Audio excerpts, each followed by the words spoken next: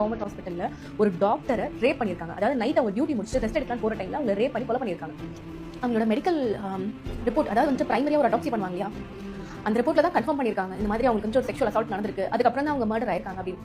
அந்த ரிப்போர்ட் நம்ம பார்த்தோம்னு வச்சுக்கோங்க, அவ்வளோ கஷ்டமா இருக்கு. சீரியஸ்லி ஏண்டா பொம்பளைங்களா பிறந்தோம் அப்படின்ற மாதிரி ஒரு சினாரியோ கொண்டு வராங்க. இதனால தான் எல்லாரும் பயப்படுறாங்க போல இருக்கு. ஐயோ பெண் குழந்தைங்களா அவங்களை பராமரிக்கிறது ரொம்ப கஷ்டம். இதுக்கப்புறம் வர ஜென்ரேஷனுக்கு நான் சொல்றேன், பெண் பிள்ளைங்களை வந்துட்டு பராமரிக்கிறத விட உங்களோட ஆண் பிள்ளைங்களுக்கு ஒழுக்கம்னா என்னன்னு சொல்லிக் கொடுங்க. எப்படி வந்துட்டு ஒரு பொண்ணை பார்க்கணும் அப்படின்றது முதல்ல சொல்லிக் கொடுங்க. Education and training is really must. நீங்க வந்துட்டு பொம்பளை பிள்ளைங்களை மட்டும் கரெக்டா இருன்னு சொல்றது வந்துட்டு ஓகே, பட் ஆனா அட் த சேம் டைம் ஆண் பிள்ளைங்களுக்கும் ஒரு பொண்ணை இப்படிதான் பார்க்கணும், ஒரு பொண்ணு கிட்ட இவ்வளவுதான் லிமிட்ஸ் வச்சுக்கணும். Nobody should take advantage on. வணக்கம். Justice for Dr. Mumita.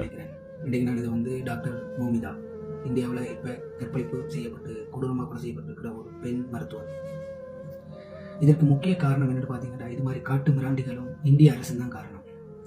முழுக்க நான் இந்திய அரசு தான் காரணம்னு சொல்லுவேன். ஏனென்றா அவை கொடுத்த தண்டனைகள் அப்படி இருக்கு.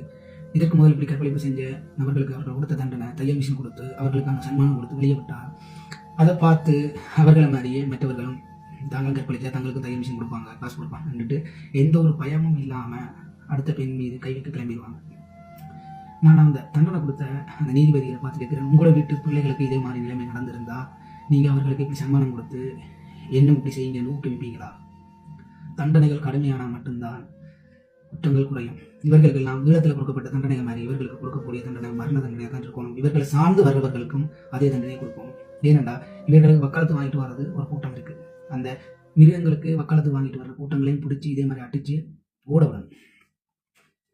ஏன்னா நல்லது செய்யறவனுக்கு பின்னால் வர மாட்டாங்க, இந்த கெட்டது பண்றதுக்கு பின்னால் அரசியல் மசல் மட்டைன்னு வந்துருவாங்க. இந்த நாய்களை ஓட உதைக்கணும்.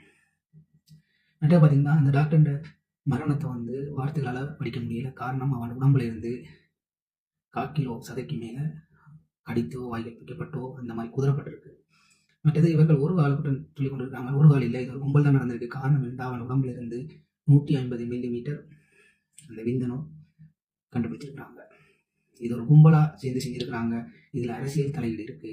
இந்த கேஸையும் காசு கொடுத்தோ இதை செஞ்சு இல்லாமலாக போகிறாங்கன்றது தெரிஞ்சது. இப்போ இதுக்கும் இவனுக்கும் ஒரு காலகட்டத்தில் தையல் மிஷின் கொடுத்து வெளியே விடத்தான் போகிறாங்க. அப்படித்தான் இருக்குது. கண்டிப்பாக நீங்கள் தையல் மிஷின் கொடுத்து இவங்களை இப்படி விடுங்க. நாளைக்கு அந்த தீர்ப்பு கொடுக்குற நீதிபதி உங்களோட பிள்ளைகளுக்கும் இதே மாதிரி எவனாச்சும் ஒருத்தன் செய்யும் போது தான் உங்களுக்கு வலிக்கும். பக்கத்து வீட்டில் எரியும் போது நீங்கள் உங்களுக்கு அது செய்தி நீங்கள் வேடிக்கை மட்டும் தான் பார்ப்பீங்க. அதே உங்கள் வீடு பற்றி எரியும் போது தான் அந்த வலி உங்களுக்கு புரியும். மறுபடியும் சொல்கிறேன், குற்றங்களுக்கு தண்டனைகள் கடுமையாக இருந்தால் குற்றங்கள் தானாக குறையும். அந்த சில டாக்டர் அதை விரும்பிச்சிருக்காங்க. அதனால போகிற நீங்களே உங்களோட மனச்சாட்சியோட இதை கேள்வி கேட்டு பாருங்கள். we need justice for Moumita, doctor Moumita. இது மாதிரி அடுத்த எங்கள் வீட்டு பெண்களுக்கு நடக்காமல் இருக்க இவாக்கு நீதி கிடைக்க நாங்கள் தொடர்ந்து குரல் கொடுப்போம். நன்றி.